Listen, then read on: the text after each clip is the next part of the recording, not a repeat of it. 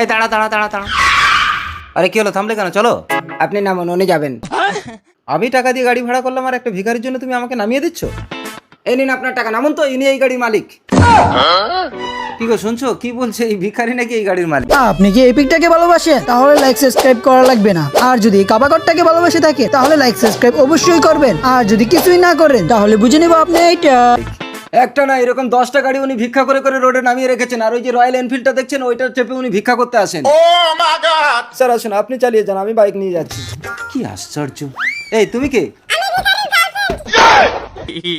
ये सब क्या देखना पड़ रहा है।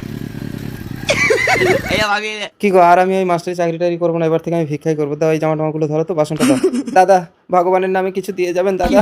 দাদা ভগবানের নামে কিছু দিয়ে যান দাদা। দাদু কিছু দাও। আমি আর কি দেবো, আমার নিজেরই কাছে কিছু নেই, দাও তো ওই টাকাটা মদ খাবো। কিন্তু টাকা নিয়ে পালাচ্ছে। ধুর, ভাল লাগে না, আর ভিক্ষাই করবো না। ফালতু কারবার। দেখেছেন, সব কাজ সকলের জন্য সম্ভব নয়।